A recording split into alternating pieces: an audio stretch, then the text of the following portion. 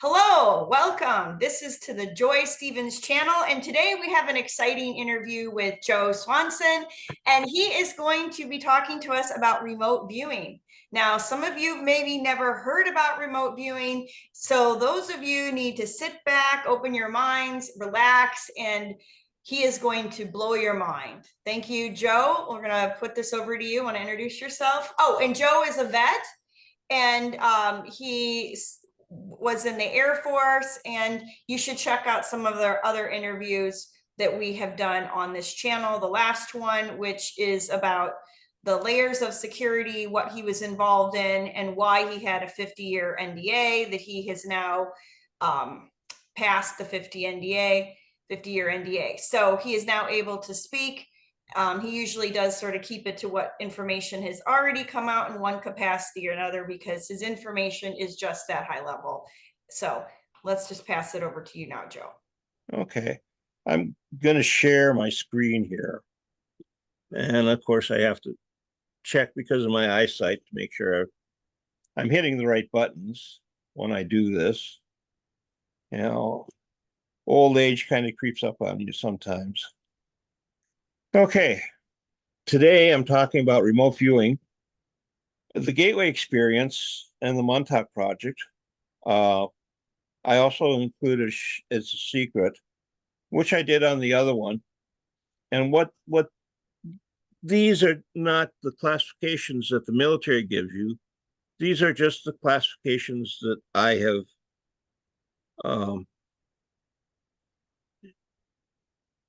hang on. These are just the classifications that I had given it. The military has secret and classified, and these are just kind of beyond that. And I'll go through them really fast, because some of the stuff I did in the other one, you can go and find out about the stuff that I did with the military. It gave me a fairly high classification of things.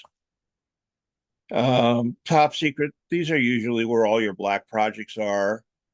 The next step up is compartmentalized. And so people are doing it's like piecemeal, like we're going to make a toilet, but it's going to cost $1,000, $5,000 to make the toilet seat. And they're actually covering up other things in the cost of that toilet seat. So what we're getting to, guys, is that he's sort of running through how classified this information is, and the fact that he did learn remote viewing from the military stuff that he was involved in. So that's how it sort of fits together a little bit here. Yeah. Above black is you're on a special project in a compartmentalized with a compartmentalized company, but you're doing something else that's way beyond that. And the company that you're working for doesn't know what you're doing, type of thing. And then we get to where I was, which is I call Dead Men Tell No Tales. And I was listed as missing in action in Vietnam. I had never went to Vietnam. I was still in the US at the time. But because of the 60 and 3 and 20 and back that I did, I was highly classified, and they gave me a dose of LSD and peyote combination, just so that they would have something to say that it's all imaginary. And that is also the preparation step for the Gateway experience, which we'll get into here in a minute. Again, I was in basic training down in Lackland Air Force Base. And after when I signed papers to go in, I went into the Air Force as an E1. And when they sent me home, I was an E7 because of what I did in space. So, it's really strange type of stuff. I don't know why it was that. I signed papers for 4 years, and I know damn well it was 4 years, but the ones I signed when they released me said I was in for 6 years, and they wanted me in for 20. So Right. Who And knows? E1 to E7, that's a pay scale situation. Yeah, those are pay scales. I So just being clarified. from a private to a technical master sergeant, basically. Um, there's all kinds of psychic abilities. People find them more profound if they haven't been dosed with fluoride all their lives, Hmm. and that kind of suppresses them. So this is just kind of some of the things, once you get into it, you can do all kinds of things. What we're saying is that most people have a natural ability for this stuff, but because things have been suppressed or people don't understand them, like, a lot of times there are children that like think, like fluoride in the water. Fluoride in the water is good for your teeth, but it also calcifies a gland that allows you to do psychic type stuff. But we'll go on from there. Uh, I did for this presentation. I did a timeline of how they got to it because I was really concerned as to what the timelines were because everything I went through was the gateway experience, but because I was a lab rat for all this stuff, a test candidate, uh, they never really told me what was going on. I just went through it. And in here, I brought up WEN, which is the ground wave emergency network for talking to people underground, sending messages to people that are 10 feet underground. Uh, and this is a system that the US government has. That's throughout all of the US. Supposedly it's illegal here in Minnesota, where I live, but it's they reduced the height of the tower so that they could put the systems in anyway. hmm, Uh, we talked about I talked about the Manchurian candidate. You can see all this stuff, transcendental meditation. These are all pieces that go into this remote viewing gateway experience that I'm getting to. And there was also silent sound. And let's see if we get into brainwave entrainment or not. Yeah, we have the time tunnel show from the 63. In 63, they were looking to send people back in time and try and change the future. Uh, a lot of this, they tried hallucinogenic drugs. Peyote and LSD are supposed to open up your mind to more of the world around you, more of what's truly real from the what we consider reality is basically a dream. And you'll find that kind of expression in a lot of different religions. Biofeedback, I talk about brainwave entrainments.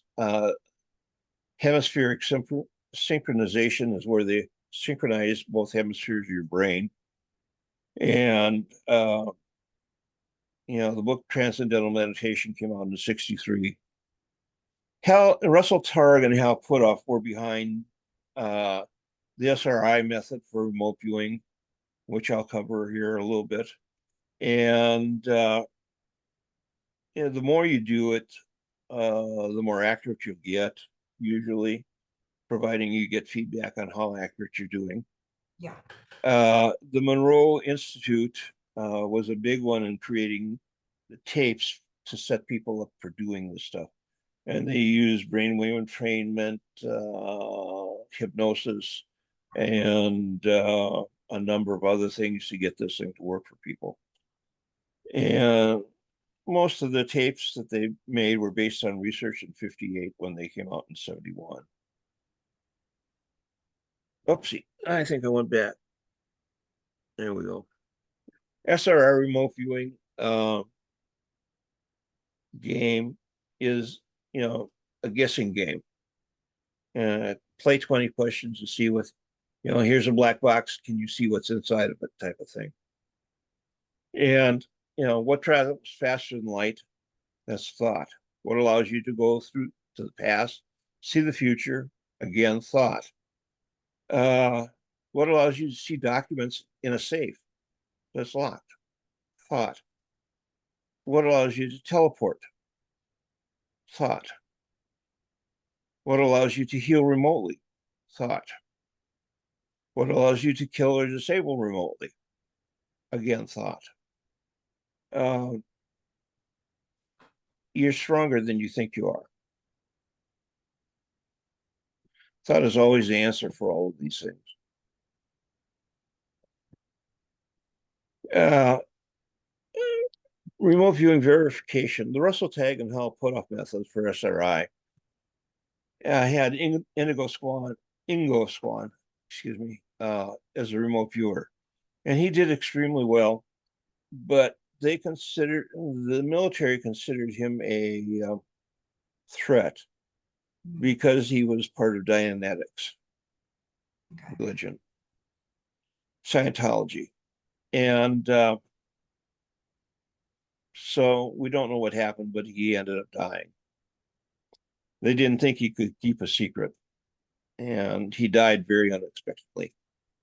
In January of 20, you ask, does this stuff work? In January of 27th of 1980, the Carter administration via the CIA and there were 6 American diplomats who had evaded capture and were rescued. The other hostages were remained, but they had used remote viewing to find these guys. And the reason the other hostages remained is in April 24th of 1980. They tried to do a rescue, but it failed because the Elect Reagan Committee had released the information to the terrorists at the time. So these are just a few things. There's a lot of other things that people use this for. The SRI method, like I said, was a game. You're given a target code number and no other information. A target number might be that you see up there, just a block of gobbledygook. And you play a guessing game in your head as to what this is. And you quiet your mind, remove your emotions and distractions. The emotions can interfere, modify, and distractions can modify what you see so much that it's really hard to be accurate if those are entering into what's happening. Focus your thoughts on the target. Write down or draw everything that comes to your mind. And the thing is, when you're searching for this, more specific you can be, the more accurate it'll become. Someone usually evaluates your results, and there's usually 2, 3, 4, 5, 10 different remote viewers that they're using in order to get a result. And they use a test for, how accurate you are and whatever. And, they compare the results that people get. And the really good ones say exactly the same thing over and over again. So person A and person B and person C may all say the same thing if they're all good remote viewers. One may do it with drawings, one may do it with words, one may do it with a combination. With You got what? to remember What was the third way? Words, drawing words, and what? combination. Okay. And remote viewing is just a game that you play in your head. So anyone can basically do it. There's a number of courses, books out there that tell you how to do it. These are just 4 of them that I've come across. And most of my information on remote viewing I gave to my daughter that was interested in it.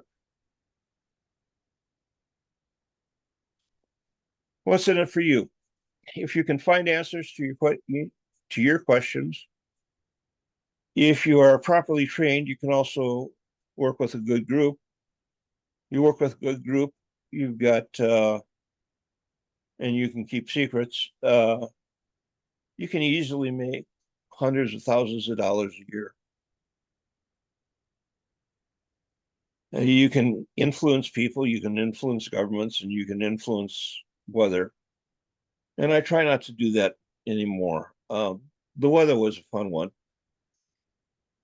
because I would go to places, they'd forecast rain, and then I'd have the rain go around me. But when that happens, that means that someone somewhere who needs rain is not getting it. Excuse me. So it's not something you really want to do.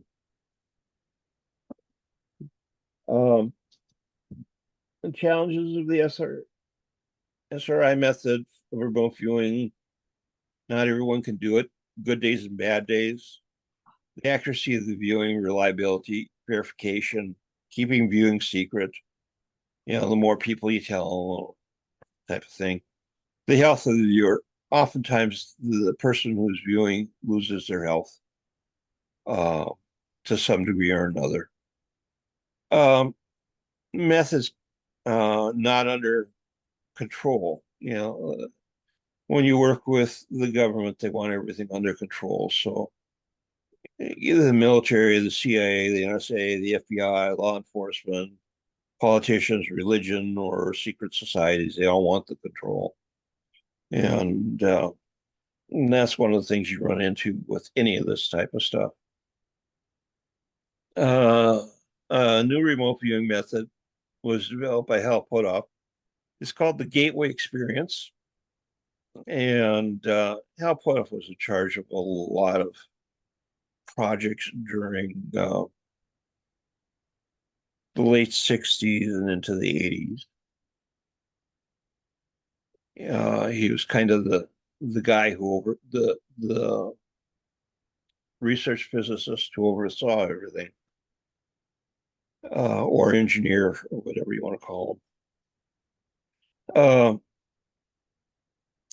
You got to prepare the subject, for remote viewing in the gateway experience, and this is usually done with a dose of LSD and or peyote altogether to expand the mind.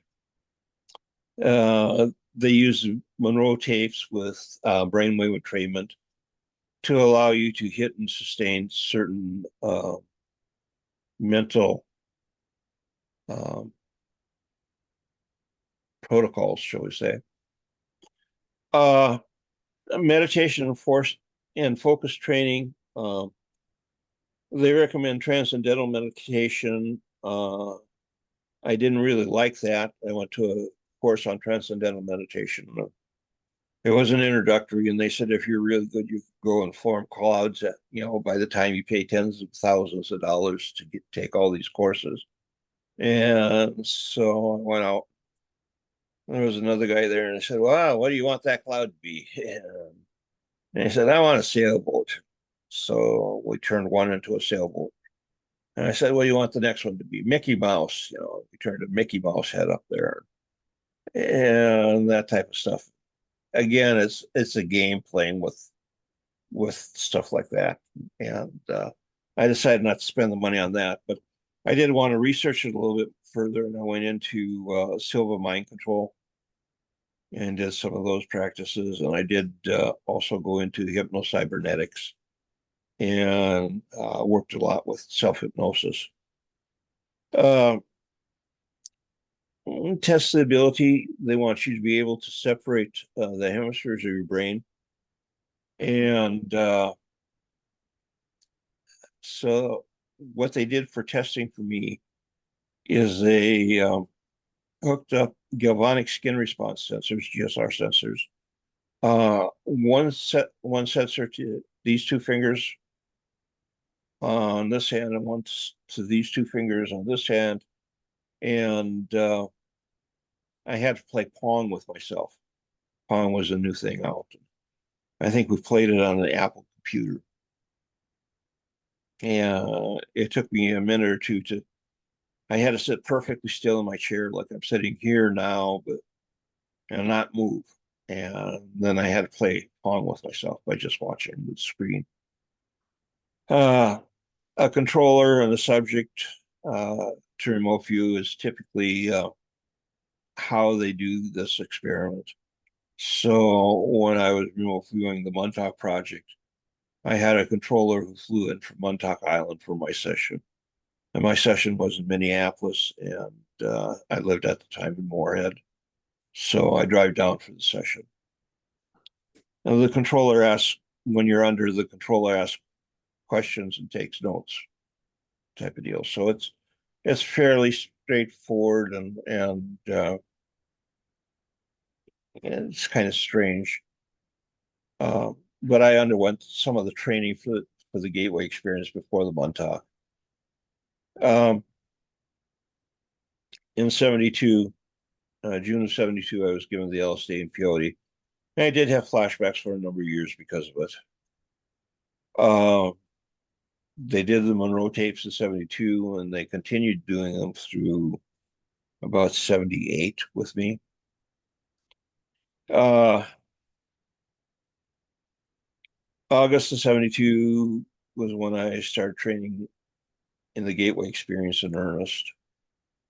And I did this at the VA in Fargo. And they did it there because supposedly I was getting therapy for the LSD and peyote they had given me.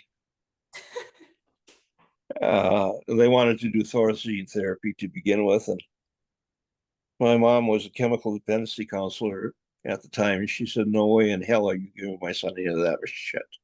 And I looked at her because I'd never heard her swore before, so it was something that she said, "No, don't give him thorazine therapy." I did biofeedback training, in '73. Uh, Type of deal, and that was with paddles and stuff. Um, uh, I talked about the transcendental course, helped with cybernetics, and recalled to Minneapolis. Civil mind control. So what I do is I get a letter in the mail from the VA, which is typically how they contact me, and they tell me to come down for a session. Now the sessions were kind of interesting.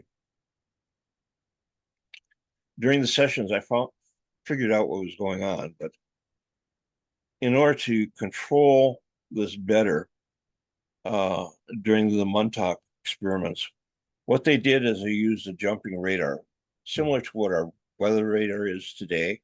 They can jump frequencies up and down, and then they would point that at your head, and they'd jump the frequencies to sync to the frequencies that they were giving to the person in the Montauk chair on Montauk Island, New York. So, and you often ended up thinking all kinds of things and going through all kinds of things that they were doing elsewhere because you just couldn't turn it off, even though you weren't getting the signal from the radar anymore. So they're syncing your brain to somebody else's brain, and then it's hard to disconnect. Is that what you're trying to say? Yeah, yeah, it's hard to And this is disconnect. like for the purpose of snooping, like let's say that the person that they're syncing you to is a hostile witness or something like that, where they're trying to read it. No, they weren't trying to do it with that. It was just that they wanted to sync up so that supposedly we're seeing the same thing, Okay. type of deal.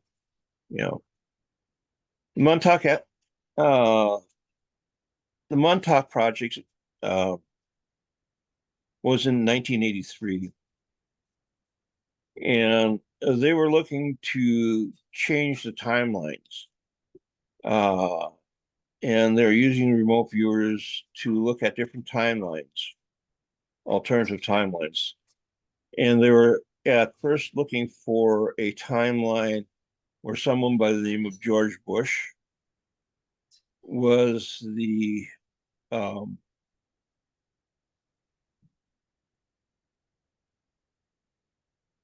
This is George Bush. king, was the king of the United States of America or emperor of North America. That was the timelines that they were looking for. I really don't like people who are kings or dictators or emperors or anything like that. So you know how well I did on that one. we looked at over 1,000 different timelines, and people say, well, you looked into the future. Can't you tell me? We're thousands of timelines with I don't know how many different options on each timeline. How am I going to tell you anything? So You did know, somebody like write out different options and different timelines and then give it a number and then tell you to look at it? Is that how it worked? Or like how was this developed and tracked? well, I'm not certain on that part of it because remember, I'm a lab rat. And so a lot of things the experimenters didn't tell me. Sure. Uh, but basically, when you look at a timeline, you can look at a timeline and say, okay, this is the timeline, and this, and this are happening. Now, if someone decides to turn right instead of turning left, that does a branch of the timelines. And so they want to check those branches out too. So it's like a tree, and you're starting at the root of the tree where you are right now in the present, and you're going out all these different directions looking to see what the future can hold. Right. All the different variables changes the path. Yeah, Yeah. yeah. Uh, the jumping radar at Minneapolis St. Paul International Airport was what was used. And during my session in Minneapolis, there was no air traffic at the international airport for that 1 hour. Pretty well Okay. scheduled, huh? Yeah. August of 83, the Montauk Project end. The Montauk Project is a continuation of the time experiments from 1963 and the Philadelphia experiment from 1943. And in 2003, they ran the chair again, but they ran it in New Jersey instead of Montauk Island, New York. Okay. Uh, the building in 1883, the building that I was in was an old WPA building that the military owned.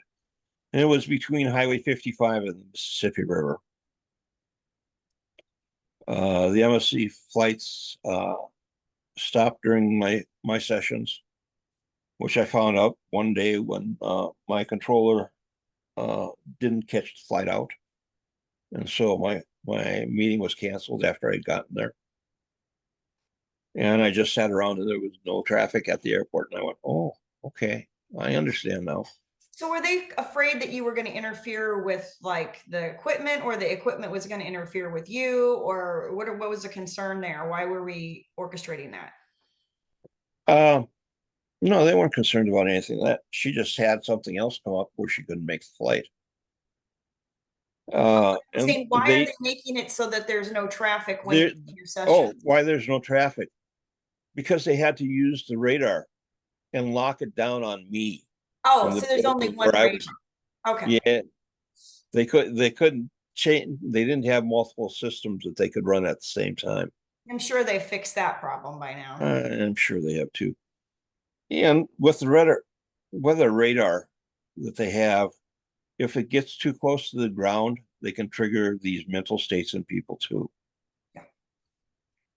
Yeah. Excuse me.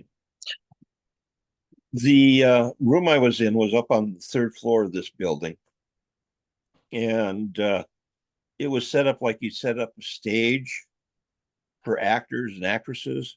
There were tape marks on the floor as to where my chair was supposed to be.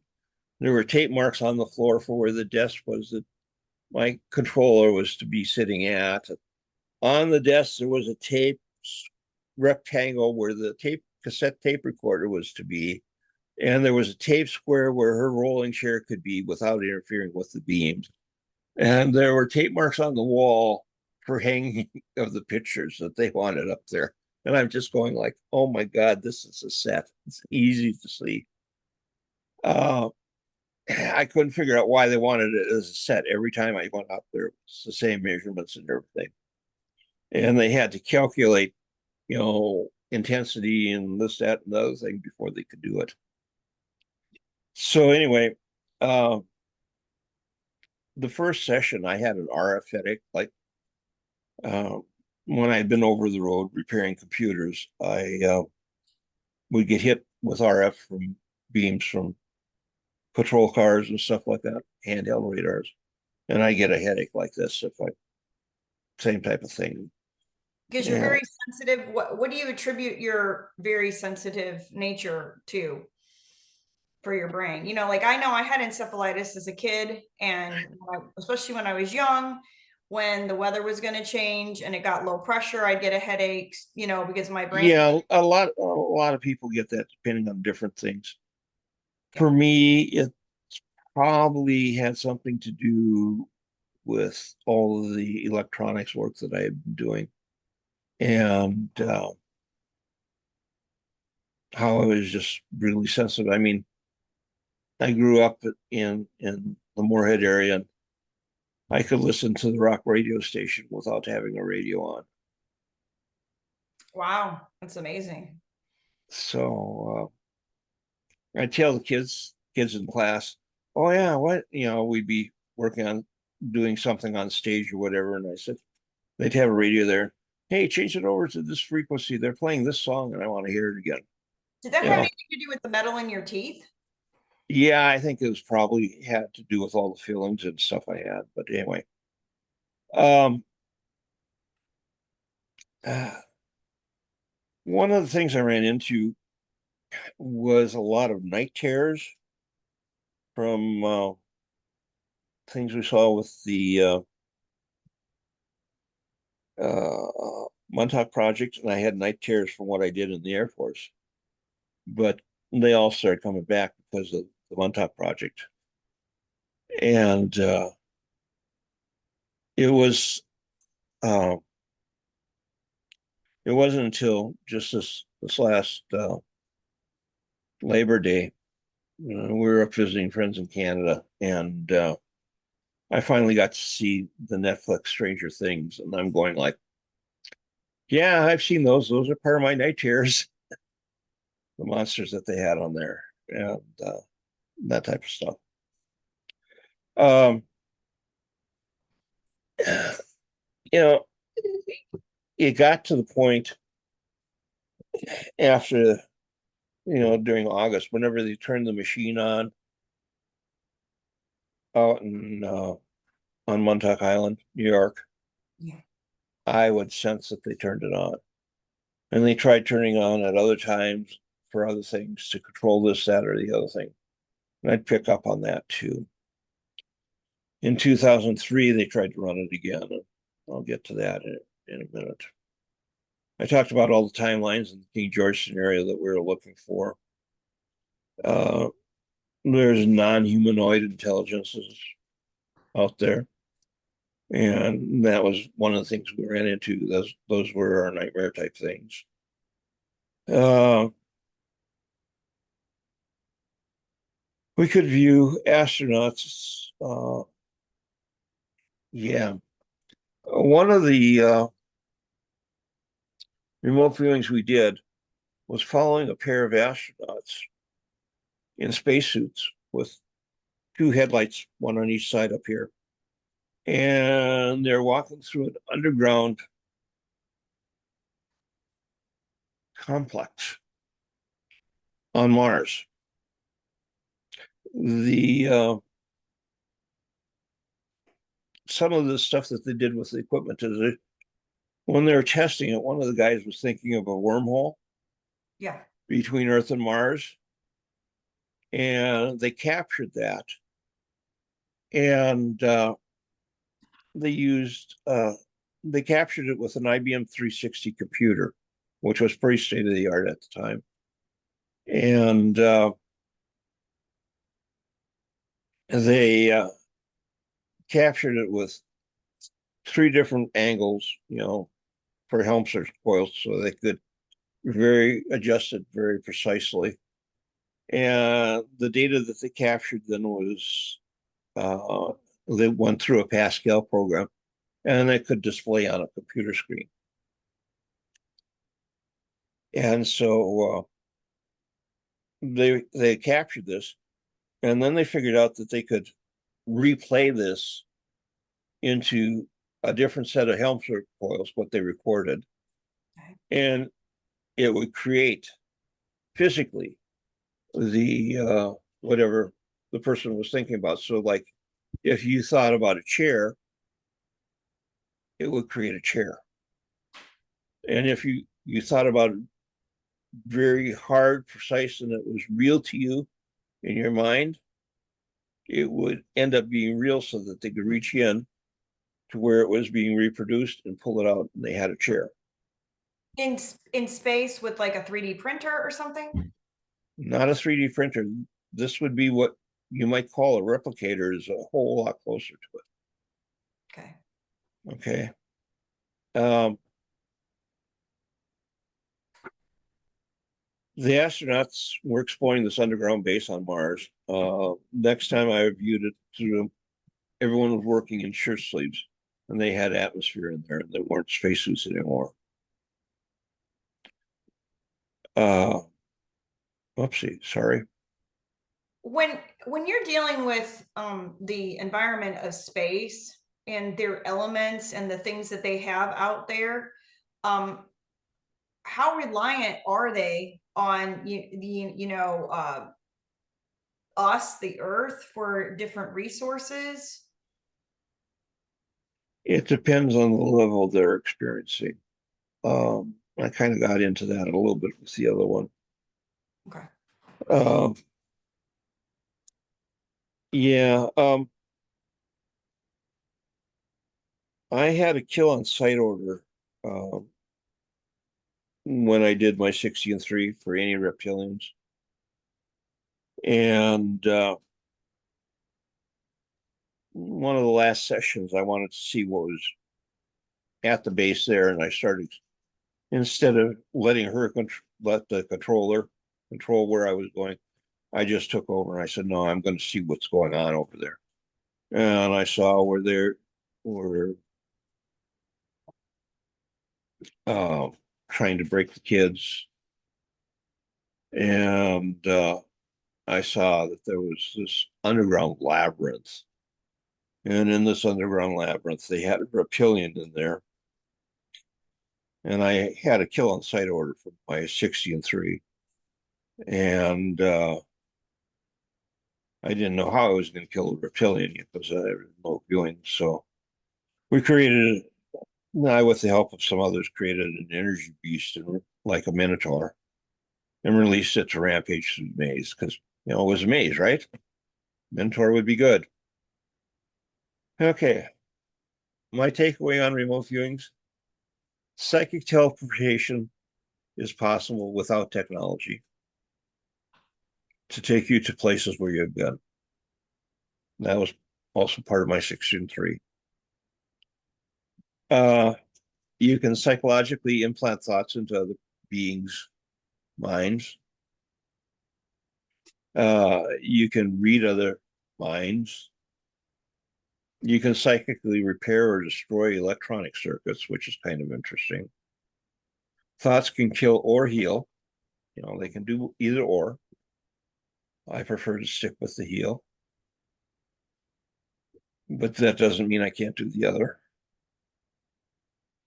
Um, all of these can take a toll on your mind and your body and your health. As I would not like them done to me, I had to stop harming others. I don't do demonstrations. Uh, Death may come to anyone who tries to contact me psychically. You only hear one warning, and that's desist or die. And that's the only warning you'll hear. And I had to learn to defend myself in the later 80s when they were trying to teach the techniques to 86 airborne members, and they were using me for target practice. And that's pretty much it. I'm a Reiki teaching master, retired, and thank you. Thank you, Joe. I appreciate it. Yeah. So let me see, what questions do I have? As I was thinking, I wanted to jot questions down so I wouldn't forget them. So, um,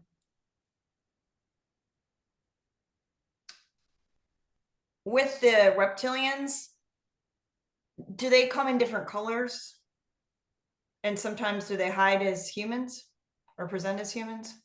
Some reptilians can camouflage their appearance and look like humans. Right. And they do that so Not that, all of them, right. just some of them. So on Mars, they had these like sort of like, did they have humans there for like you were talking about the The maze? base that they were exploring was old and decrepit, and I'm sure that they had put up some walls first to seal things off so that they could put air into the whole thing All that right. was breathable. But it was all sealed underground type of thing. So I was listening to something today actually that was talking about Tesla and how he could communicate with Mars and was getting information from Mars and Well, that's what he said. It was information coming from Mars, but it could have been anywhere. yeah, I have And no idea. yeah, and what he was getting is he was getting I think he's getting a information from signal, soul parts. like an electronic radio signal type of thing. Yeah. And back in his time when he was doing this, there really wasn't any radio. And you have to be something in the 2 meter band to get out of our atmosphere, get off Earth. So that's a fairly high frequency that most people aren't going to have access to. So Was you that a frequency device that he like did something that made an earthquake and then he tried that was another device of his. He modified Big Ben alarm clock ringer. The Big Ben that goes between the two bells like this. It's about this big around and it's got little bells on top. We go bang, bang, bang, bang, bang. And he adjusted the frequency of it and attached it to a pillar in one of the buildings he was in. yeah, the hotel. And it created it blew out windows in an area around it. And Yeah, and then he tried acting innocent. yeah, so uh yeah, you know, frequency has more to do with things than people realize. Yeah. Frequencies, you can do all kinds of things. In fact, during my 60 and back, one of the big things that they were doing was frequency. So, yeah. And that is stuff that he addresses different information about frequencies. He quickly referenced his website, Chakra Forces. Yeah, And chakraforce.com is a website with healing frequencies on it and different healing modes. After there are a couple times on my life after August of '83 in September, uh, they followed me. I had a contact. I have a had a client who was a judge in the city of Fargo, and the black building at the time was one of the taller buildings. It was an old Sears and Roebuck building that was converted to office space, and this judge had like one of the top 3 floors was his office space, and he helped clients with bankruptcy stuff, and I had written a number of pieces of software to help people through bankruptcy. And he wanted me to make a modification to his program. And I knew that they were listening in on the phone line, you know. So uh, I got out to get into my car and I saw that there was someone set up to tail me. mm, And I made some turns. I started out like I was going to see the judge in his office. And I made some turns and slowed down and went around, got behind the guy who was supposed to be following me. And he went right over to the building, and I went around to the building, and he parked right in front of And in the back of the building, they had a parking lot. And he parked in that parking lot right next to the building in the alleyway there. And I went over into the kitty corner, went around the block and came in kitty corner and I watched him. He talked with about three men that were dressed in black, uh, having gas masks and carrying a tank of fluid and handed him, or carrying a tank and handed him a gas mask. And the four of them went in and they took the elevator up. And a little bit later, they came out arguing. And I thought that was kind of strange. And then I heard an ambulance in the background. And then they bugged out. And so I thought, oh, okay. And I waited still to go up to see the judge to talk, fix the software. And the person was wheeled down on an ambulance. And I didn't know what that was about. But after that, they were gone. I went up to talk to the judge, and he said, Joe, you won't believe it. The hydraulics in the elevator leaked, and they gassed the top 3 floors of the building. I'm going, hydraulics don't do that. You know, they can leak, but they're not going to give us. You know, that's really strange to use that type of gas. And he's knocked everyone out on the top 3 floors. And I said, well, you're probably lucky to be alive then. And Tom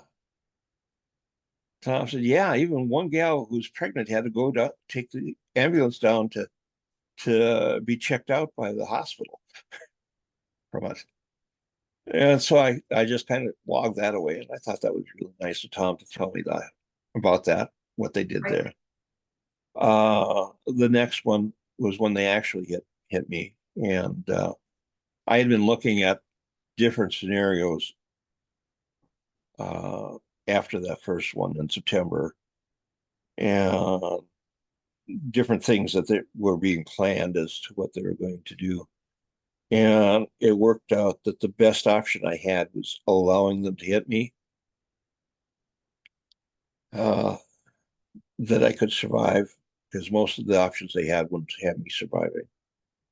And the whole family was in the car. We had a 65 Dodge Dart, you know, and it had a I-beam like this, you know, two I-beams for the frame and stuff, and it was pretty big. And the person who hit me collapsed from the end on to the I-beam, which is nigh impossible to collapse it. Collapsed at 18 inches. So it was a pretty nasty hit. He was a military MP who wanted to go into military intelligence. Yeah, and they make them do hits. And so he did the hit. Issues. He did the hit. It was planned. The vehicle that he had 2-inch boilerplate welded to the frame for bumpers front and back, and he had the bed of his 4-wheel drive pickup with 2 inches of boilerplate in the bed. So it had a lot of mass. Mm. And like I said, it was 4-wheel drive. And So it was good to use an older vehicle because they're heavier for a hit, because it's safer for the driver and more impact on the he had his bell rang too, but not as, you know,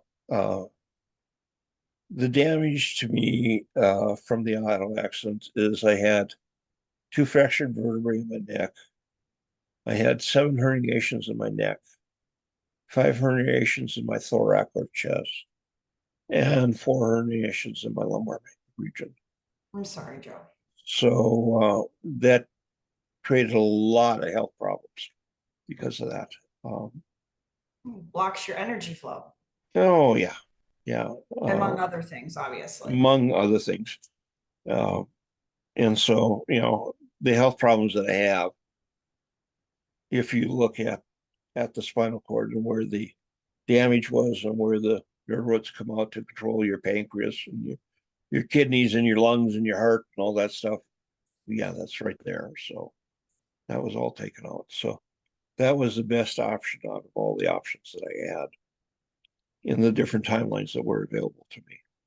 So So the guy that hit you, do you know how long he stayed alive on paper, or did he quote die, or is he did you know what I mean? Because sometimes they have he people. was he was transferred to basically Space Command, although they didn't call it that at that time, as military intelligence in Greenland, and unable to contact him ever again, type of deal. Yeah. So, and before this, back in the 70s, while they were doing the training on me, for the first 10 years there, from 72 to 82, military intelligence monitored everything I did. They monitored my phone lines, followed me around, going to wherever I was going. I mean, I had been working for a company called Miley Digital Sciences, and I was out on the road, and I don't drink and I don't carouse or anything like that. And so, being up in Minot, North Dakota, and you got two TV channels and they both turn off at 9 p.m. The or carousing 10 p.m. center at of the night, United States. you know, and there's not a whole lot to do. So I had all these computer parts there. So I started designing uh, a computer processor and using TTL circuits. And I normally it should have like an 80 nanosecond lag through the circuits, but I got it down to under 10 seconds by running them in the analog region.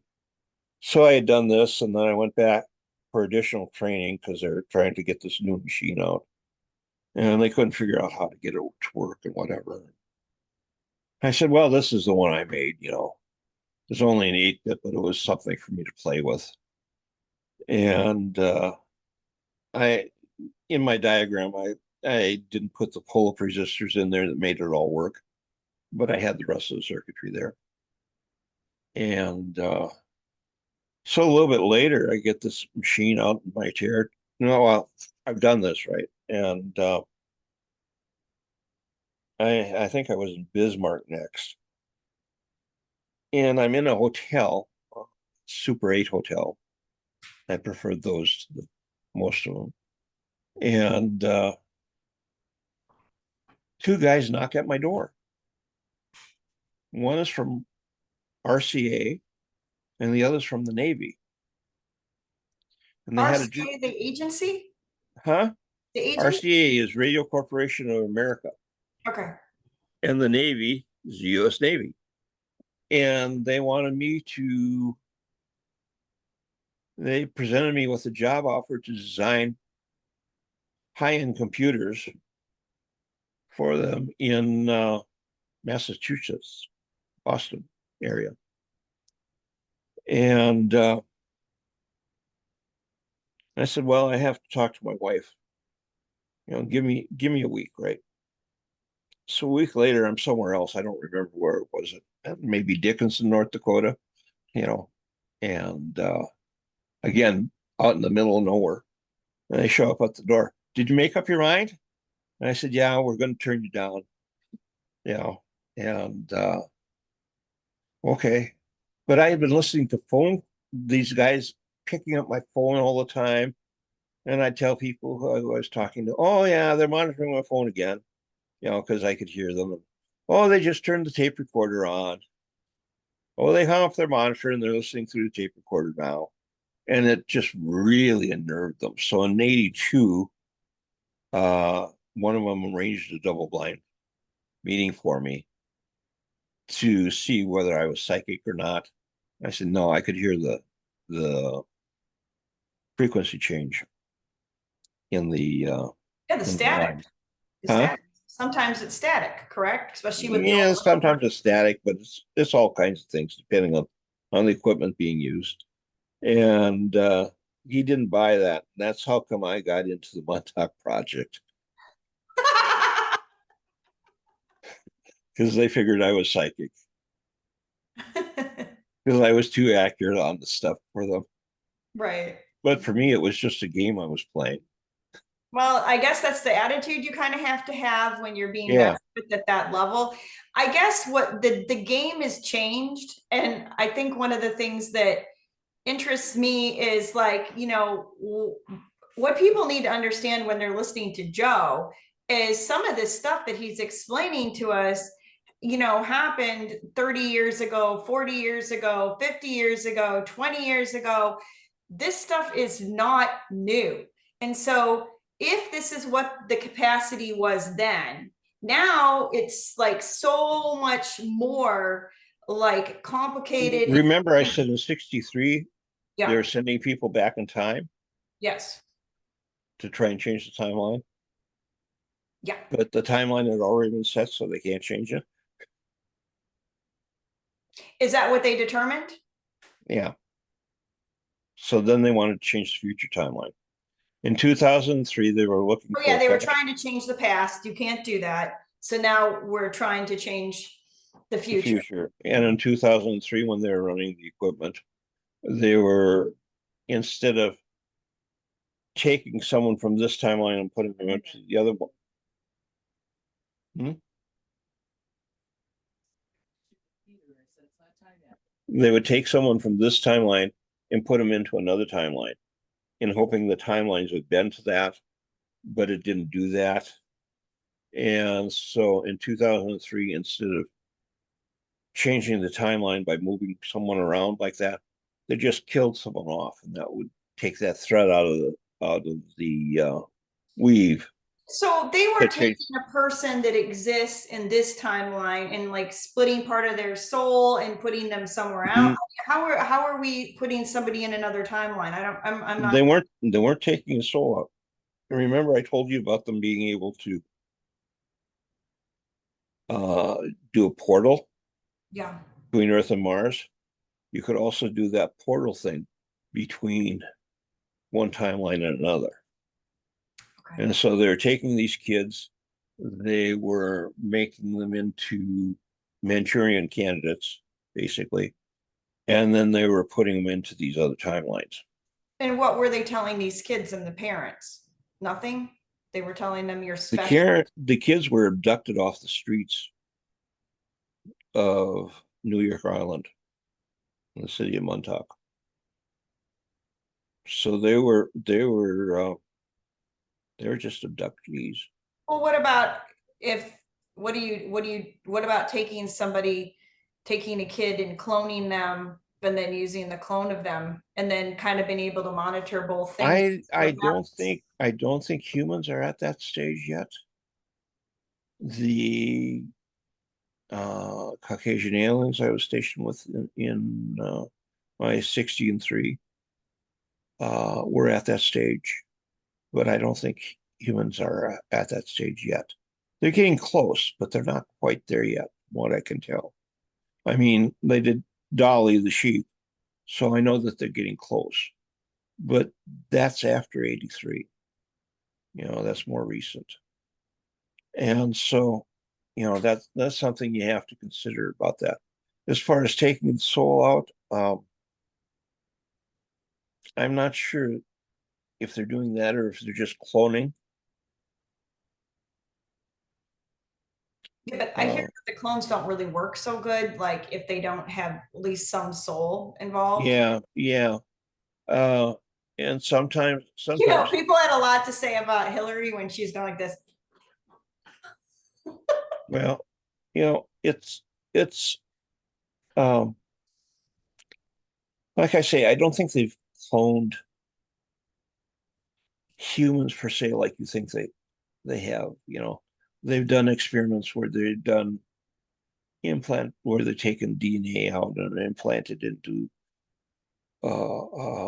ovum, and they've taken the DNA out of the ovum first, and then put in this other DNA in there to make Hybrid. a hybrid type of thing. But um, Well, I remember about 15, I think it was in around 2011, there was an article that came out that was saying like, 16 years ago, we did this thing, and these like, there was like a group of like a dozen people that they were claiming had three parents, and they were coming out publicly with that. So at the Yeah. point in which they're coming out with things like that publicly, to me, it's just like alarm Yeah. bells, because that means like we've been doing stuff for so much longer. We're finally just going to tell you about like a pinch of it. So, Yeah. And, what I'm talking about is just a pinch, and I really don't have exacting knowledge on it. Um, so how let's talk about the remote viewing, because that's really what we're supposed to yeah. be focusing in on about. So Well, when you when do I that, when I was when I was fixing computers on the road, I used to get really frustrated because I had this client out in Dickinson, and the circuit drawings for my computer were about 3 foot wide and 24 foot long. And then I had another set that was about 12 foot long and 3 foot wide. And those two sets made up the circuitry for the computers I was working on. And so driving from Moorhead to Dickinson, like say, that's a good 3 hour drive. And so I take off in the morning and I think about the problem that they had. And it was going through my mind. And I thought, okay, this is the chip or the circuit that has the problem in it. And it's this transistor in there that's doing it. And I just send it healing and stuff like that. And I note the time that I was doing it on the road. And at that time we didn't have cell phones, so there was no way to get a hold of me.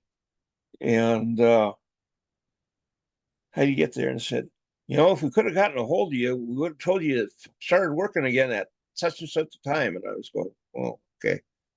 And I get so frustrated because it would start working. And then I realized that's the time when I figured out where it was. It said healing to it. oh, And so from that, I learned that you can heal these circuits.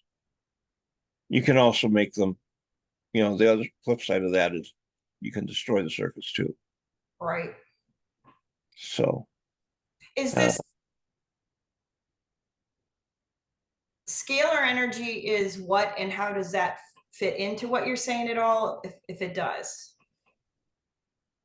a lot of people talk about scalar energy, and I'm not really certain what it is, to be honest with you. And I've been in radio. I started repairing radios and TVs when I was 10 years old, and I'm 71 now. So I've been in it a long time, and I've been looking at different types of communication methods. I've been looking at AM, FM, and actually, there's another form that I call a torsional wave, but humans aren't even using that as far as I know. And yet it's there and it's been there. I would believe that aliens, if they're communicating with electromagnetic radiation, are probably using the torsional wave for their Oh, what communication. way? A torsion? Torsional wave. Okay, you can hit if you got a metal bar, right? You can hit it like this and it'll go bounce like that and make an amplitude waveform. Okay. If you can hit it on the end, and it'll go bing, bing, bing, bing, bing, and that's a frequency modulated waveform, a compression waveform. And so that's AM and FM. Well, there's another one where if you put a wrench on that bar, you can twist it, and that's a torsional waveform. Okay. You know, so those are things to come up with. You All know, different equipment for that. yeah. And I really don't think they're going to be using that. But Is yeah, there's it to your there's knowledge that can like create such strong waves that they could like shoot something at somebody that like makes it feel like the ground's vibrating, or vibrate the ground, or create an earth? there's a number of ways of doing it, and probably the easiest way to do it The human brain has certain frequency ranges where you can transmit something directly into a human brain. And there's some ultrasound units that they have. One is called the Voice of God. So they've got two ultrasound units for stereo, and they can focus on just one person in a crowd. Yes. And that person will hear exactly what they want them to hear. Everyone else will think there's some sort of noise going on and they don't understand it or hear it. Or Right. you They can like to focus broadcast, on the leader or yeah, the seminal character, right? Because or if you they can, did it to everybody, then everybody would understand, yeah. and that Back would during blow their cover. back during one of the Gulf Wars, this was used on a group of Islamic fighters, and they all thought they had heard the voice of God in their heads, telling them to lay down their arms. And so they laid down their arms in mass, Wow. and that you could basically tell them the earth was vibrating too, and they'd think it was vibrating, is what I'm trying to get at. So, in the patents for that stuff, the voice to God stuff, that's from like back in the 1970s. Yeah. Uh, when we went through the stuff I talked about silent sound, and that's where the modulating basically 10K hertz sound. And the reason I say 10K hertz, now you probably have high frequency hearing, but I'm old enough so that we had TVs with big transformers in them that ran at 15K hertz. So anything that we could hear was cut off before 15K hertz. Okay. And so at 10K hertz, it's just noise. But your brain, because they're doing the frequency modulation on it, your brain hears that and decodes it. And so you can hear someone talking in your brain. And that's called silent sound because for most people it's silent. The next step of that was where they're using the ultrasound for the voice of God type of things. But you can also send frequencies through there, and the frequencies can have an effect of healing different things too. And then they've got higher frequencies, and instead of being in the K hertz, the next ones are in the megahertz, and then they're into the gigahertz and pasio terahertz type of ranges. So, but those are the different ones that can be used. And they've developed all kinds of different equipment over the years to try and do something with that.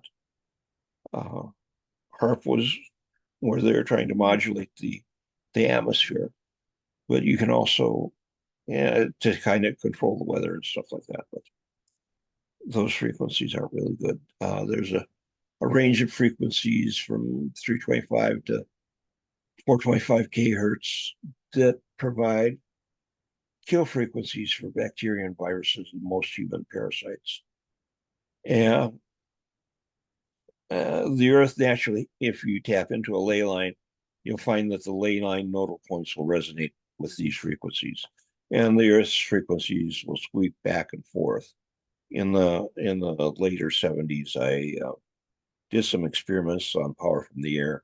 I had all kinds of patents that went back into the 20s and stuff, and into the 1800s for drawing power out of the air. And the equipment was Leyden jars and coils and stuff like that. And I actually did some experiments. Put up an antenna, did everything precise, and I put it up. What was it? March, beginning of March, I think it was.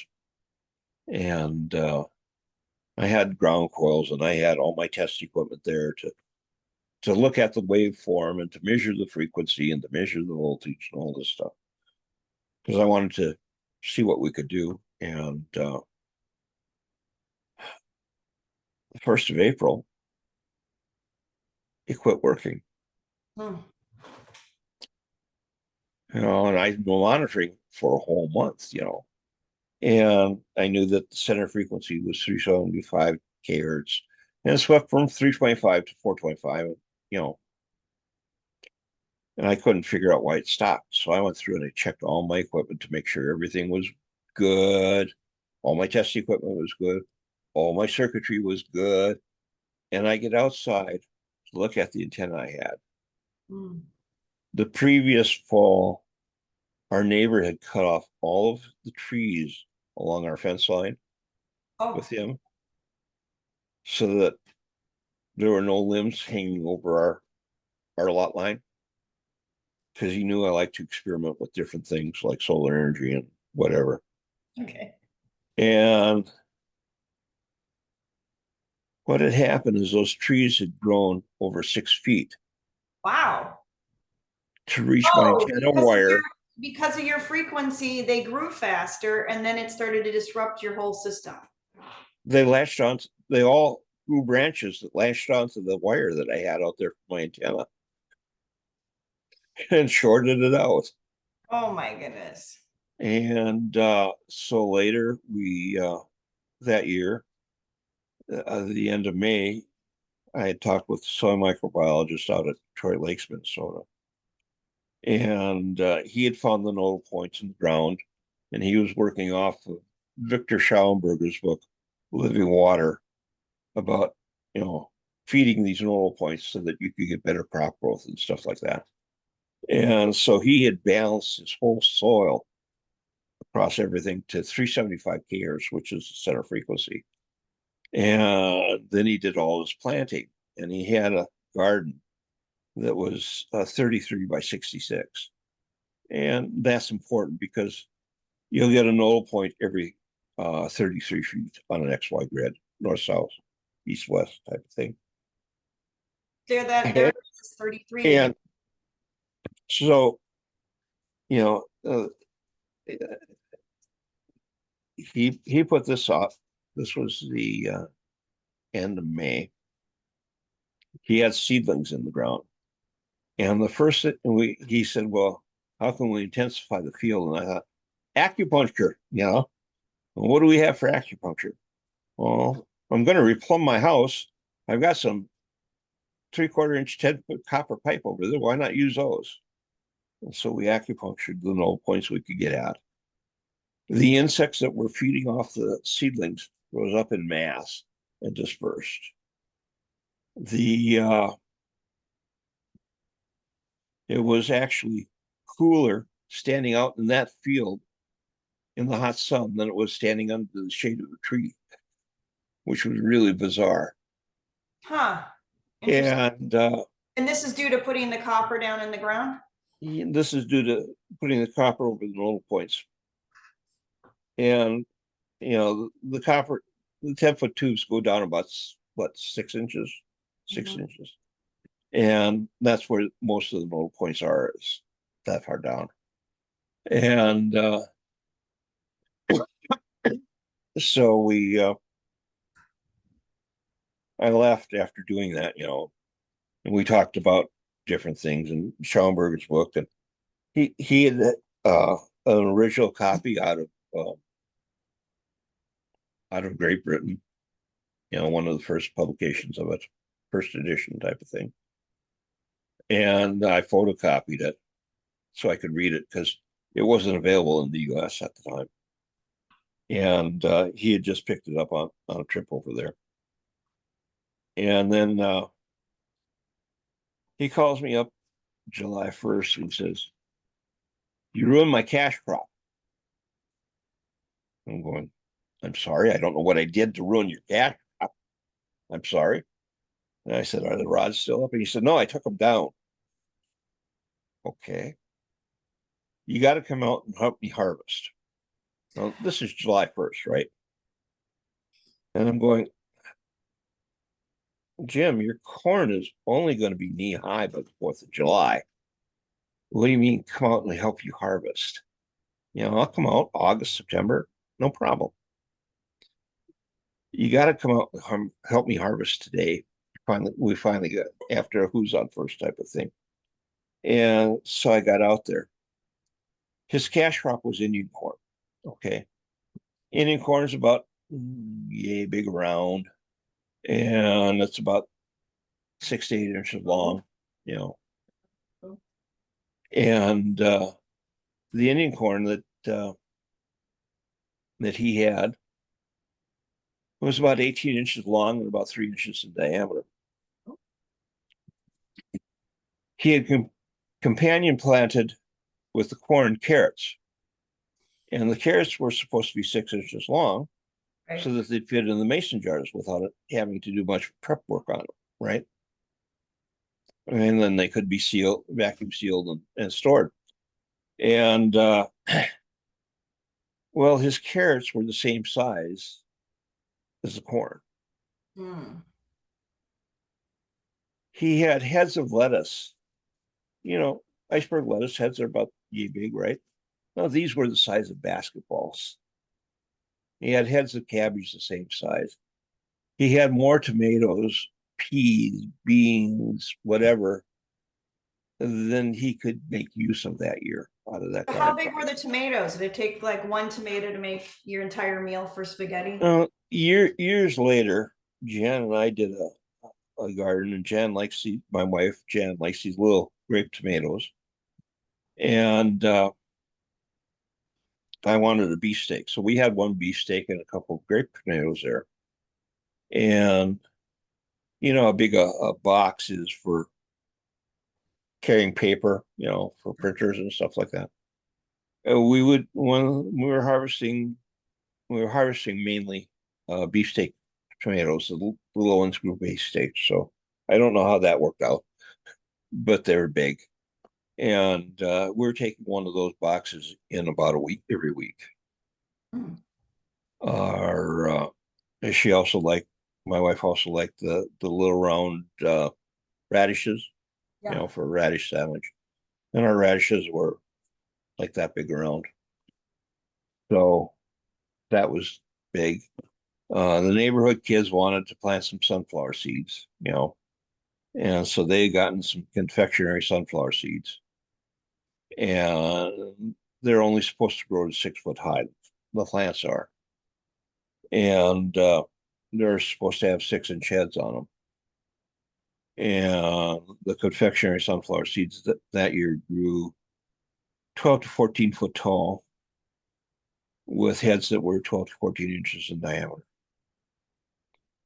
And the stalks of the sunflower could be used as walking sticks. Wow. They're that sturdy. So, you know, these frequencies, uh, these are the same frequencies that kill a lot of the parasites that people have, the bacteria, the viruses, and that type of stuff. And so I'm wondering how much of a world how much better life could be in the world if we killed them. We're able to do If that. you had like the Tesla large coils like that he wanted to do and like zap the world with reducing the bad bacteria, Yeah, well, can they well, radiate somebody? Does that like foster an environment for my experience is that from my own radiation poisoning that was done to me, like it made an environment of more parasites and then more bacteria can come in. Like, yeah, that's where you were with, and that's without this working to that full potential, like it was over the garden. That's what you have, and that's what everyone is living in right now. And I can't express how much different it is to be in that field that's doing that sweep. I mean, the kill frequency for MRSA is there. The kill frequency for Boreal Burgdorferi, Babsia, uh, and by the way, but Bella, whatever, R R R that's R bacteria for Lyme's disease. Boreal Burgdorferi is for fibromyalgia and 22 autoimmune diseases. Okay. The kill frequency for Epstein-Barr, so you can just run these frequencies and take care of that type of stuff. And that's how I'm still alive. Yeah. I had fibromyalgia, osteoarthritis, and Sjogren's disease. Mm. I still have the damages from all those things, but I no longer have the biological markers in my body because I knew what frequencies they were to kill them. Right. And then you have to listen to them for extensive periods of time. Just like 1 minute doesn't fix you. No. Epstein-Barr died in 5 minutes. Uh, most of the bacteria runs on a 15-minute cycle. So you got birth, and 15 minutes later you got youth, and then 15 minutes later you got the adult and reproduction. Oh, it's like a So, half-life. so you have to run it for about an hour to kill everything Okay. on bacteria. So, and a lot of the stuff, that type of stuff was outlawed in 1954. The American Medical Association lobbied Congress to outlaw that technology. Is that the And same as radionics? Or is radionics something different because that's more magnetic? radionics is something different. Radionics was based on like cures like.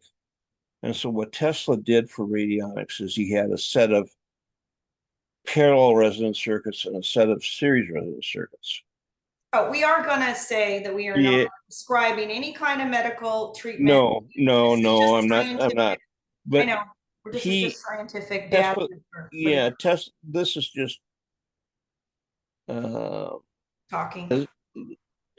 bits and pieces from the cutting room floor of the editor. Uh, anyway, so Tesla was playing around with a tube that produced X-rays, and he severely damaged his hand.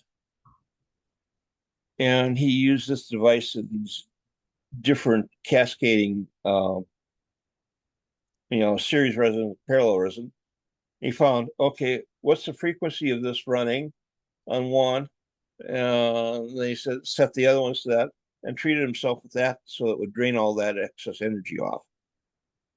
And that's how he healed himself of radiation burns. And so that's kind of what your radionic stuff is like. And supposedly you can treat people anywhere in the world with this stuff. The unit that I have that I use, uh, we were out visiting our daughter 2,000 miles away, and I felt it turn off because we had a power outage back at our house. Uh, so from that point on, I usually take a unit with me that I can run to keep me going. Uh, and there's a lot of things like that, but on my 60 and 3, we used when we were putting together ships, we were taking debris from the rings of Saturn and we were welding it together. And we were using a hydrogen oxygen plasma torch and modulating the frequencies on that to make the stones go together with less energy and more efficiently. And it's easier to do that in the less gravity, or it's easier to do that in space than it would be on Earth. And we made two vehicles. One vehicle was 2,500 foot long, and the other one was 8,000 foot long. And the 2,500 foot long one was placed at Lagrange point 5 between the Earth and the Moon. And it was used from 1950 something to into the recent 2000s. They moved it just before China got into space, Okay. but it looked like an asteroid. It looked like a long asteroid. It looked like kind of like Oumuamua, which was a long asteroid that the Hawaiian Observatory discovered. And I looked at that and I said, "Oh, that looks like one of ours." you know. Okay. So yeah, and they used frequency for other things like they had what I call a plasma fusion battery, which had a little element that was a gas, and they would ionize the gas, and they'd hit that gas with another frequency, and it would change it like from hydrogen to helium. And that process would give off neutron radiation, tapping 0 point energy for neutron radiation.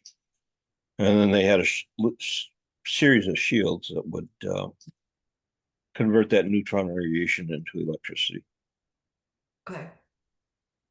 So, yeah, I know. So I'm radiation can be converted into electricity? neutron radiation, yeah. That does make sense because it is a combustible. It can be converted directly into electricity with no additional heating or radiation.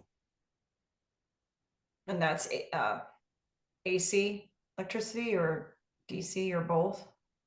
It's however you want it, however you Depends on modulate the, the output of it. depends on the converter, yeah. Yeah. So, I mean, like the weapons were basically the size of a 5 round clip that had several of these units in it. One unit that was about the size of a 3 ring binder that was 2 inches on the side would produce about 100 megawatts of power. So, yeah, it's the technology. A lot of their technology was based on that. So frequency is a big thing, and maybe some other time I'll do a presentation on frequency or complementary alternative medicine, because when you look at it, you're taking a little pill. That little pill has something that's active in it, and that something that's active in it And it can kill your frequencies too, because has a frequency. Yeah, some of they these drugs really, like I took a pill, I can show a picture of my foot because somebody tried to give me a pill and I knew it was very bad. yeah And I put it in my sock, wrapped up in a paper towel, and I still have the skin where it has grown back incorrectly. And I keep putting detox foot pads on there and doing lots of stuff, but all of the skin fell off my foot. And I have pictures of a weird wound, literally from some evil pill that yeah comes out of the hospital pharmacy system. yeah I Just know. the energy. And to give these pills to people to swallow, to destroy them energetically from the inside out is literally criminal. I'm sorry. Yeah, I understand your feelings on that. Yeah. And you know like I say, after the Montauk project, I ended up in chronic pain, and I ended up facilitating a chronic pain support group for about 6 years. And we looked at different methods of dealing with chronic pain.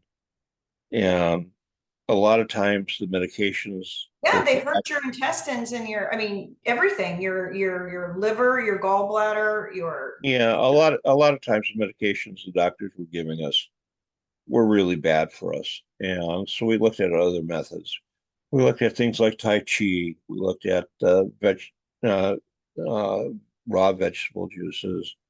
We looked at uh, golly, vitamins, minerals, and that type of stuff. well, sometimes even doing things like Cleveland Clinic or whatever. I have a girlfriend who went there and her pain came down a lot because they just detoxed her system. And, even things that have been out for a long time, like chelation, which Yeah, isn't even, controversial, that can help clean up your system. So if you get out the heavy metals and yeah. you get the minerals in, Chelation is a good thing. For most people, you can but with anything, you can overdo it too. yeah, yeah, So you it's absolutely can it's overdo. finding out where the right levels are for you specifically, because each Right. individual is unique, what they respond to and whatever. So On what has built up in their system, right? yeah, So uh everything is relative to the individual and to be properly monitored.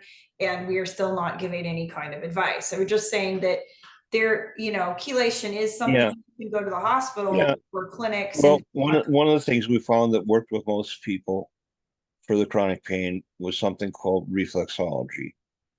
And the only people that had problems with it were the people who were heavy smokers. And in order for it to work for them, they had to add vitamin C to their system. So different things like that. And you know, there were a couple biologists, research biologists, that wrote a book. Oh, golly. I think they called the book Life Extension. And it really helped. And the people at Life Extension had been sued many times by medical doctors. And the problem is they have all the documentation that shows how it works. And so they never lost a case. Hmm. And that's vitamins and minerals, supplements.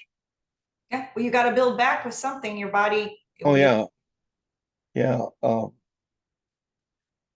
Reader's Digest had an article on what they called the Juvion formula, which is acetyl L-carnitine and arlopoic acid. Okay. And what those two supplements do is one will repair damage to the mitochondrial DNA, which is the DNA that's usually damaged in autoimmune diseases.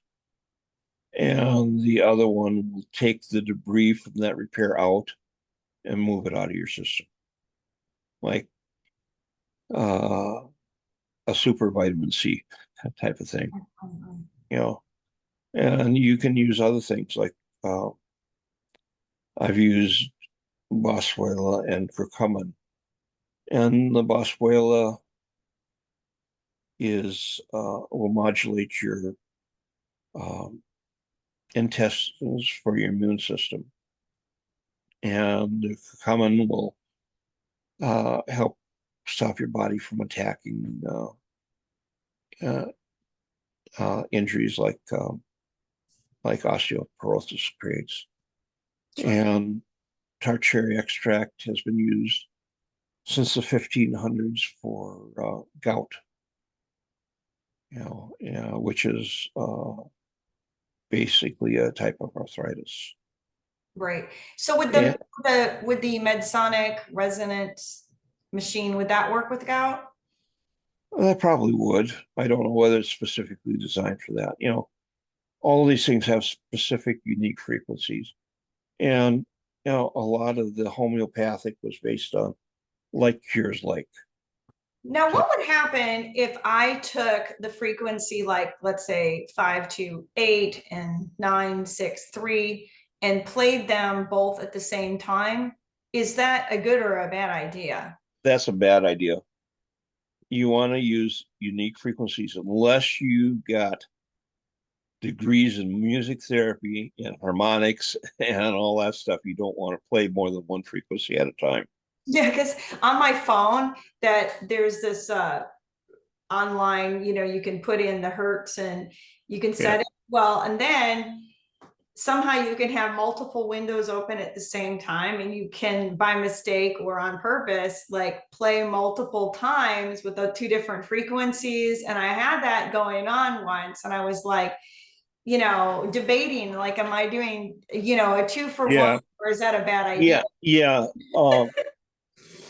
Yeah. Royal Raymond Rife, who developed the Rife system for treating frequencies, he had like a 96% cure rate of all cancers that came to him. And someone who used MD who set a practice in Las Vegas years ago, after acquiring one of these machines for about $70,000, uh, also had a 98% cure rate of all AIDS cases.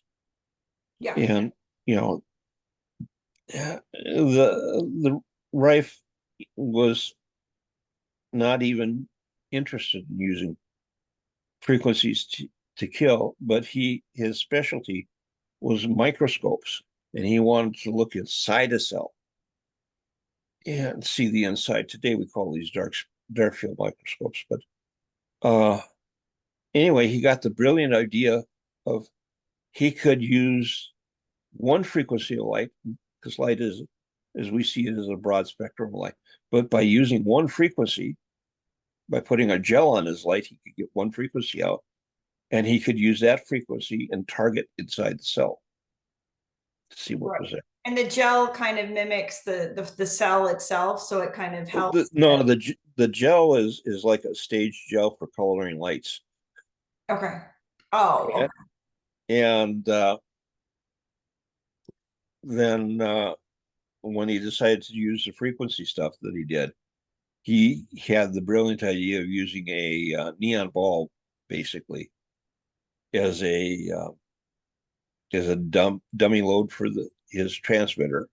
And he okay. had an AM transmitter, and then he ran the frequency onto the AM transmitter into the dummy load, and people that would sit in the room would be cured. Uh, he went to Tesla to find out how to get the frequencies. Okay. Another fellow by the name of Darius Dinshaw wrote a book called Let There Be Light. Mm. Um, he came over from India, and light therapy is basically a Tibetan issue. And he brought that over to the United States, and he had 3 hospitals that were working with him, and they were doing continuous case studies of certain colored light, what it does when it's in a certain position on your body, and in order to heal someone. And so they have protocols for everything.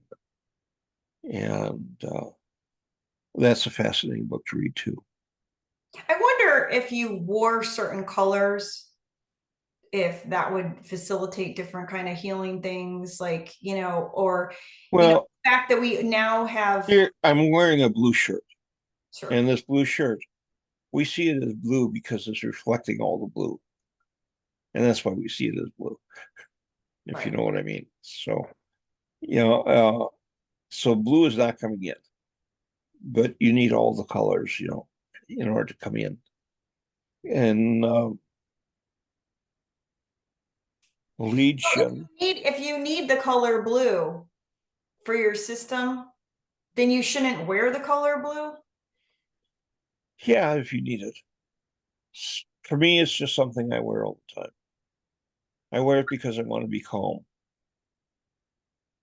I don't want to get too upset, because Right. if I get too upset, things can happen Right. that I don't want to happen. So when I was wanting to experiment and just like throw out an idea that came to me randomly. So it does talk in, the Old Testament about, not mixing fibers and stuff. And now we're all wearing artificial stuff. Like, this is Yeah, probably not a cotton shirt. This is probably polyester. And like, the thing is, it would be better to have cotton because of the way it energetically works, but it's yeah, really hard to find anything that's made out of cotton anymore, even underwear. Like, I went on an expedition to try to find cotton underwear, and it was like basically impossible. So it's hard to get the cotton sheets sometimes. A lot of this stuff is all polyester, and yeah, they're phasing it out. yeah. So, but if we were like energetically, what are the artificial materials doing versus if we were wearing the wool and the cotton? I don't think they've done any real studies that I've seen on that. Um, but there's other things, I told you about Darius Dinshaw, so in 1954, everything Dinshaw was doing stopped because of the AMA lobbying Congress to do this. They said that Rife's theory was nuts because Rife said that he had a bacteria that could form, what was it, 23 different types of life forms. And they thought that was nuts until back about 2010, I think it was. There was a red tide thing in Boston Harbor that was really bad. Yeah. And so the CDC said, "Well, we know what this is, this little bacteria, and we'll just check it out." And they sent it to all kinds of different labs around the U.S. And so in Lab A, they're probably using one deal to grow it. And Lab B, they were doing another one, and they're trying to figure out what triggered this to go into a red tide state. And in Lab A, everyone who was in that lab got ALS. In Lab Whoa. B, everyone who was in that lab got myasthenia gravis. In Lab C, everyone got MS. In Lab D, everyone got cancer, you know. And so they said, "Whoa, this isn't as simple as we thought it was," because it had all these different forms that would create for these different diseases. So you And can kill stuff with frequencies, but can you build stuff with the building blocks that are already in somebody's system, or are you just suppressing people's systems so that disease comes up, or like a myriad, or some kind of well, I think you can build blocks. And the reason I say that, they say like cures like, and really your body does all the healing, but there's a certain window. Okay, anything below this just kind of passes on through and doesn't think of anything. Anything above this, it doesn't think of anything. But if it's in that window, it's going to affect you. And so, understanding that, I see it as like you're like the homeopathic thing. What they do is they take, okay, this poison causes this reaction in someone, right? So we're going to take this poison, we're going to put it in water, we're going to shake it up so it mixes up really well. And then we're going to set it aside for a little bit. And then we're going to take one drop of that and put it in another bottle of pure water and shake that up. And then put a drop of that into another bottle, and they get things that are removed like 50,000 times. so that nobody can, it's not really It's traceable not really a as poison at all. But if essence. if you got just a taste of that, your body goes, "Oh, I've got to react to that," and suddenly you get a sometimes get a miraculous healing. But you could also do that for the miraculous hurt. Exactly, exactly. Because, like I said, I could heal. In 2003, they were looking for a fascist United States or a fascist world.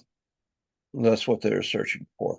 Well, there's data about people who spend time in prison and how like 1 year in prison equals 5 year, it's harder on even women than it is men, but it really, when somebody gets a couple year sentence, it's really not just that time period. You've now just knocked chunks of their life out Yeah, because it's so dirty and the environment is so bad and people don't have any control over what they're eating and their it's allergies. a lot of the stress that's involved in it. Yeah, Well, I think and it's not just the stress. I think it's the germs, like the fact that you've got the cleanliness issues and that many people and the toilets and everything that goes on in these places, the water quality, the food. yeah, It's yeah. Those are things. it All is things. actually criminal.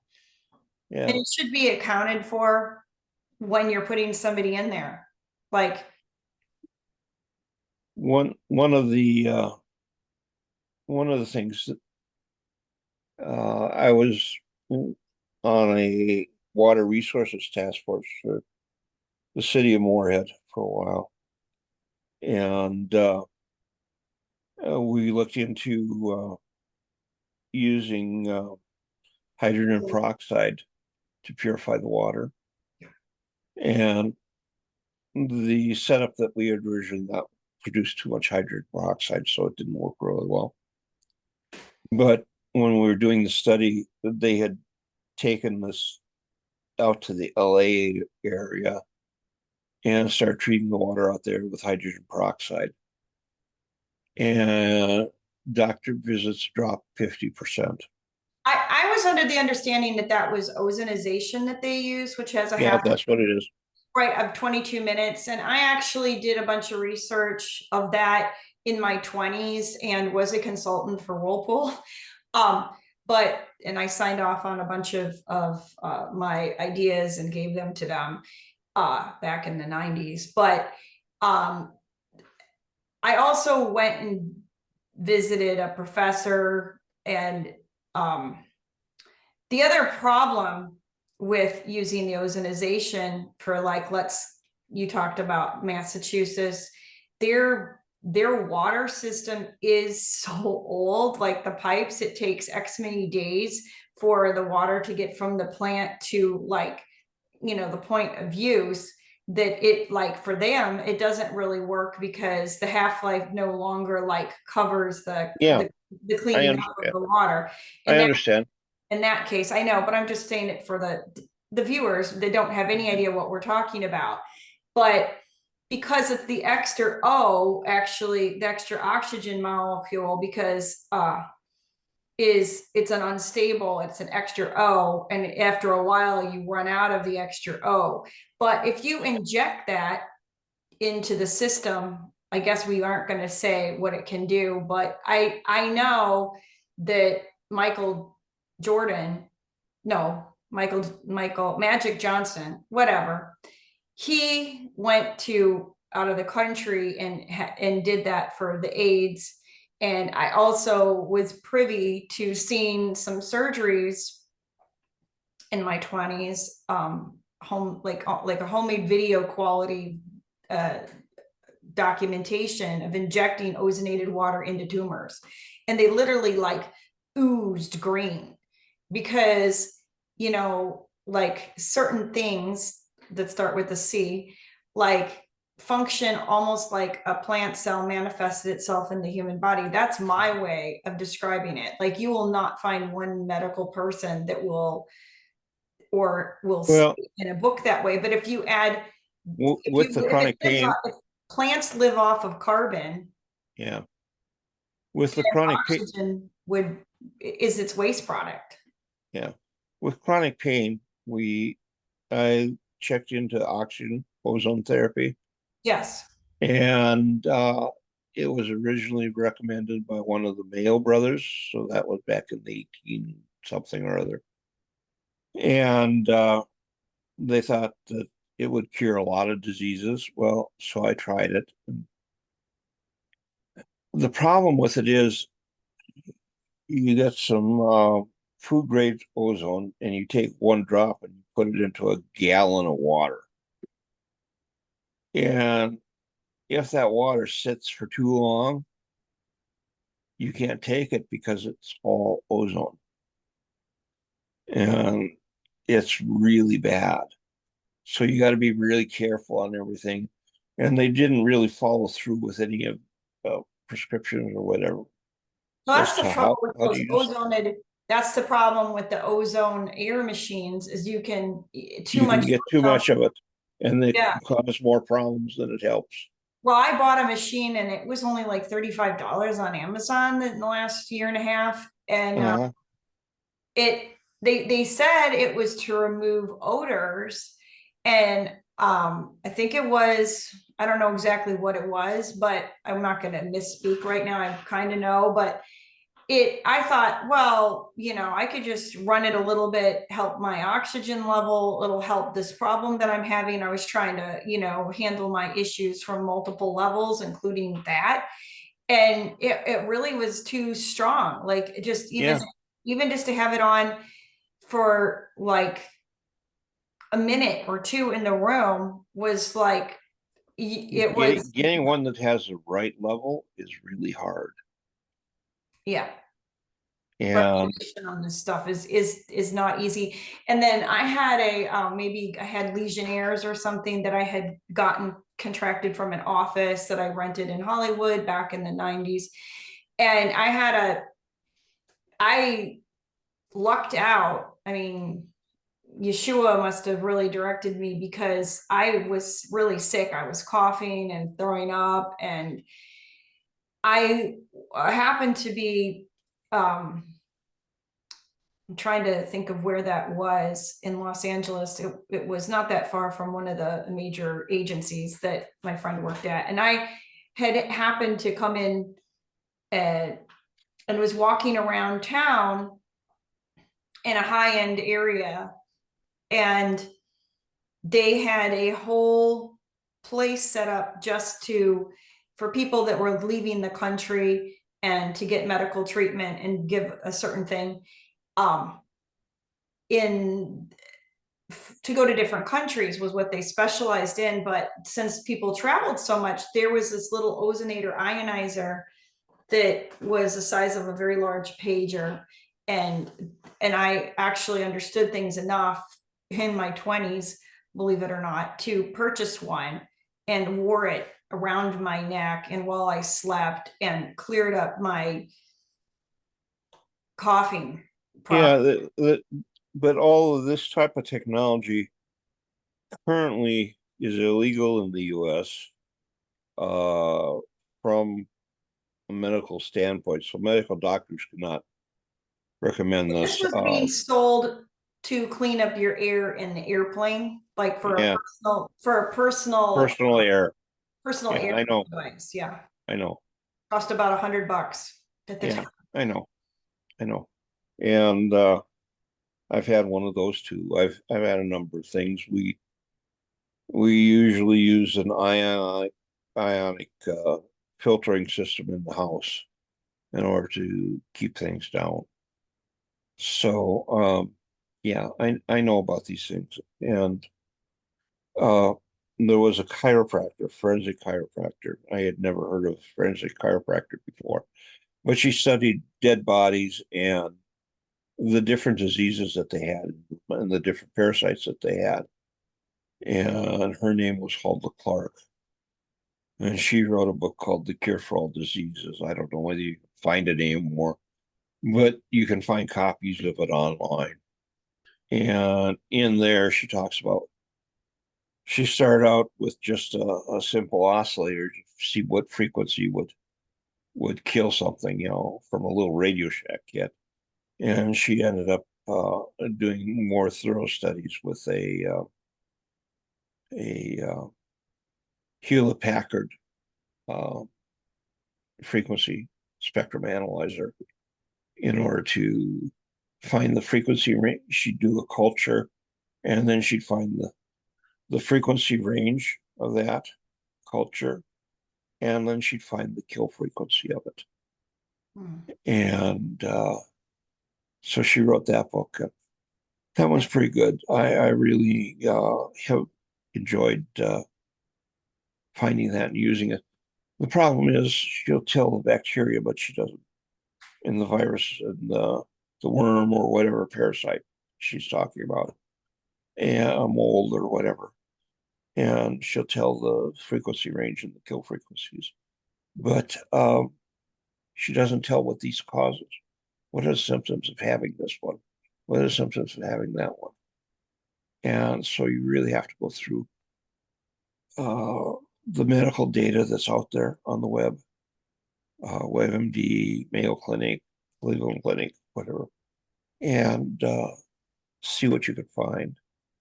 And even for autoimmune diseases like Lyme's disease, Sjogren's, lupus, all of those, they have certain biomarkers. And I find that if you can kill the biomarkers, at least in my case, the progression of the disease is stopped.